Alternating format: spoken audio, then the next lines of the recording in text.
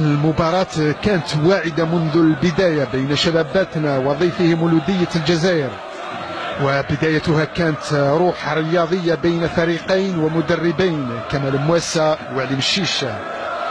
المؤشرات كانت توحي بمباراة في المستوى، وبداية المحاولات كانت للزوار بواسطة حشود عبد الرحمن، هذا الأخير وإثر كرة ثابتة في الدقيقة 17 وضعها بالمليمتر على رأس محمد سوقر، مباشرة يوقع الإصابة الأولى للمولودية بالكيفية والطريقة التي تشاهدون بالعرض البطيء. شباباتنا خرج من منطقته في محاولة للعودة في النتيجة، لكن براعة الحارس فوزي الشوشي منعته من الوصول إلى شباك المولودية. أشبال المدرب كمال مواسى وصلوا الضغط، وكاد الحاج بوقاش في واحدة من المحاولات النارية إضافة الهدف الثاني لولا التدخل الرائع للحارس معزوزي ليرد مصفار أسامة بعمل فردي حضر فيه كل شيء إلا الدقة في التسديد. سيطرة المولودية العاصمية ظهرت بوضوح في هذه المحاولة التي كان وراءها قاسم مهدي، ونقاش كان بإمكانه التفوق على الحارس معزوزي.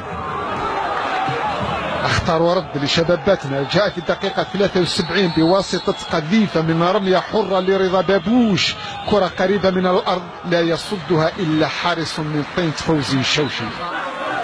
نلعب الوقت بدل الضائع من هذه المرحلة الأولى، وإثر كرة في عمق دفاع الشباب نقاش يجد كل السهولة لإضافة الهدف الثاني القاتل في الوقت البارد، منهيا الشوط الأول لصالح الزوار.